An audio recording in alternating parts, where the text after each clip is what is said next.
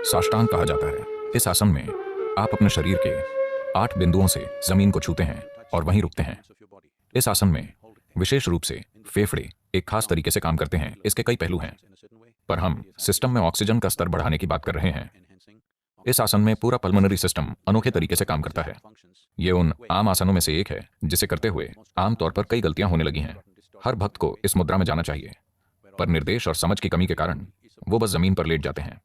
यहाँ शरीर के 8 बिंदुओं को जमीन से छूने या साष्टांग करने का सही तरीका दिखाया जा रहा है। वहीं रुककर आपको सामान्य से थोड़ी गहरी सांस लेनी है। यहाँ माथा, छाती, 2 हाथ, 2 घुटने और पैर के अंगूठे जमीन पर हैं। एड़ियां एक साथ हैं। ऐसे रुकने पर सांस स्वाभाविक रूप से थोड़ी तेज हो जाएगी। इसी तरह बने रहिए, हो सके तो 6 से 7 मिनट तक, वरना 3 मिनट से शुरू करें। 6 से 7 मिनट ऐसा करने के बाद अपने शरीर को आराम दें ताकि पूरा शरीर फर्श को छुए और फिर मकर आसन करें। अगर आप पुरुष हैं तो बाएं हाथ के ऊपर दाहिना हाथ रखें। अगर आप महिला हैं तो बायां हाथ दाहिने के ऊपर रखें, उस पर अपना माथा रखें और अपने शरीर को 3 से 4 मिनट तक आराम करने दें।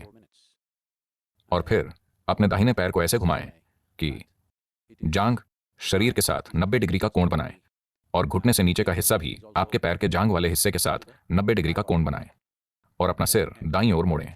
आंखें बंद, सामान्य सांस और 3 से 4 मिनट तक इस मुद्रा में आराम करें। और दूसरी तरफ भी ऐसा ही करें। अपने सिर को बाईं ओर मोड़ें, अपने बाएं पैर को ऐसी मुद्रा में लाएं जैसे आप लगभग कुर्सी पर बैठे हों, यानी आपकी जांघ शरीर के बाकी हिस्सों के साथ 90 डिग्री का कोण बनाए और घुटने के नीचे पिंडली और टांग का अगला हिस्सा भी जांघ के साथ 90 डिग्री पर हो और आपका सिर आपकी हथेलियों पर और बाईं ओर हो। 3 से 4 मिनट तक इस मुद्रा में आराम करें। अब फिर से 6 से 7 मिनट के लिए साष्टांग करें।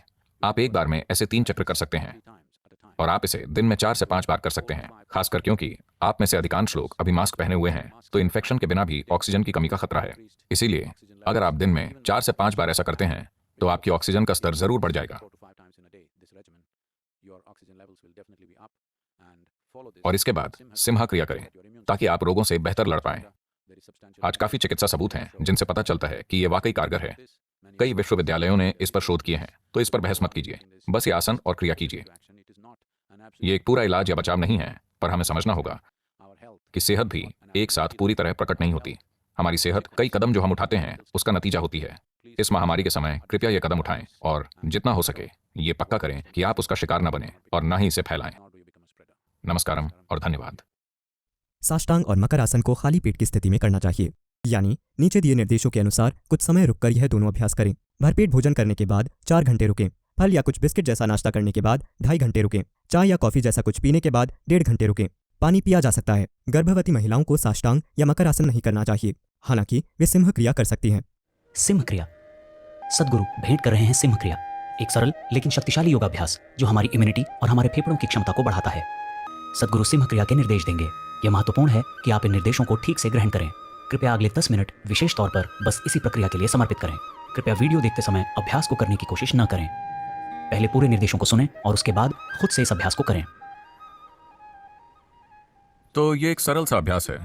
आप में से वो लोग जिन्हें कोई दूसरी शक्तिशाली प्रक्रिया नहीं आती, इससे मदद मिलेगी। एक बात तो यह है कि यह आपके फेफड़ों की क्षमता को बढ़ाएगा। दूसरी बात यह है कि आपकी इम्यूनिटी को बेहतर करेगा। और सबसे बढ़कर, अगर आप इसे आज कर पाते हैं और अगर आप इसे अगले 5 दिन कर पाते हैं और अचानक एक दिन आप इसे नहीं कर पाते, तो इसका मतलब है कि निश्चित रूप से आपको सांस से संबंधित कोई समस्या हो गई है। शायद वो ये वाला वायरस ना हो, लेकिन वो कुछ और हो सकता है। वो चाहे कुछ भी हो, आपको अपनी जांच करानी चाहिए अगर आप पाते हैं कि आप इसे नहीं कर पा रहे हैं। इसमें यह शामिल है कि आपको अपनी जीभ को पूरी तरह से बाहर स्ट्रेच करना है, अपने मुंह को पूरी तरह से खुला रखते हुए, और फिर जितनी ताकत के साथ हो सके सांस अंदर लें और बाहर छोड़ें, पेट को झटका दिए बिना, लेकिन ताकत के साथ अंदर लेना है और बाहर छोड़ना है, सांस अंदर भी और बाहर भी 21 बार। और जब यह हो जाए, आप अपनी जीभ को ऊपर की ओर घुमा लें। इसे उतना पीछे ले जाएं जितना आप ले जा सकें। हाथों का इस्तेमाल न करें, यह हाथों का इस्तेमाल करने के लिए अच्छा समय नहीं है। तो अपनी जीभ को पूरी तरह से घुमा लें, यह खुद से जितनी ज्यादा से ज्यादा पीछे जा सके, इस तरह से। और अपना मुंह खुला रखते हुए फिर से उसी तरह सांस लीजिए, सांस अंदर सांस बाहर, जितनी हो सके उतनी ताकत से। लेकिन अपने गले में दबाव पैदा करके आपको इस तरह से आवाज निकालनी होगी। आवाज आनी ही चाहिए। यह महत्वपूर्ण है कि आप गले में अपने गले के गड्ढे में दबाव पैदा करें और आवाज निकालें।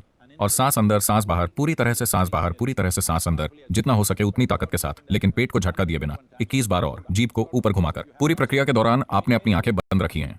आप पूरी सांस लीजिए आप पूरी सांस लीजिए और सांस को रोककर बस यूं ही बैठिए 1 मिनट के लिए। अगर आपकी उम्र ज्यादा है या आपको सांस लेने में दिक्कत है तो कम से कम 30 सेकंड के लिए। अगर आप 1 मिनट के लिए नहीं कर पा रहे हैं तो कम से कम आप 30 सेकंड के लिए वहां रुकिए। जिस दिन आप इसे न कर पाए तो आपको समझ लेना चाहिए कि आपकी सांस की प्रणाली में कोई दिक्कत है और आपको चेकअप के लिए जाना चाहिए। अभी वो इसे करके दिखाएंगी, कृपया ध्यान से देखिए।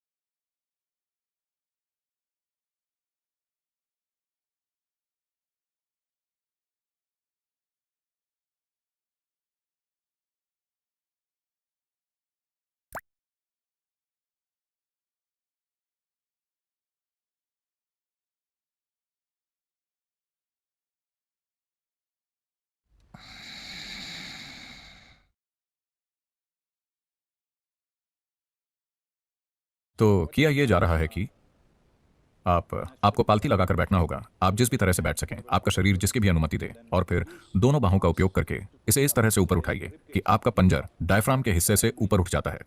इसे पूरी तरह से ऊपर उठाकर अब अपनी जीभ को पूरी तरह से बाहर निकालिए,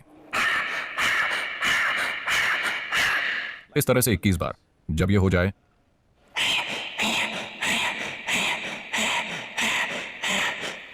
इसे भी 21 बार करना है और फिर अपना मुंह बंद कीजिए।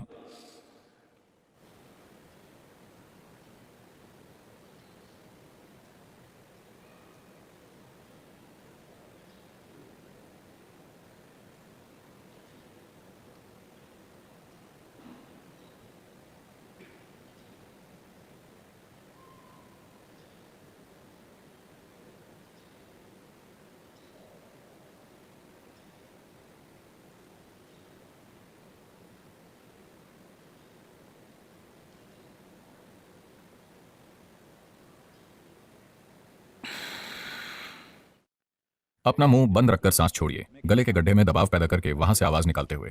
अगर आप चाहें तो आप अपनी आंखें बंद रखकर कुछ देर के लिए बैठ सकते हैं और फिर सामान्य गतिविधि शुरू कर सकते हैं। ये एक सरल सा अभ्यास है जिसे कोई भी कर सकता है। इस बात का ख्याल रखें कि आपका पेट पूरी तरह भरा ना हो, आप थोड़े से भूखे हों। अगर आपका पेट पूरी तरह से खाली ना हो तो कम से कम आपको थोड़े भूखे जैसी स्थिति में होना चाहिए। तो ये एक सरल अभ्यास है, खासकर आप में से वो लोग जिनका वायरस से सामना होता है, क्योंकि या तो आप मेडिकल सेवा में हैं, या आप पुलिस हैं, या आप किसी और सेवा में हैं जहां आपका इन्फेक्टेड लोगों से सामना होता है।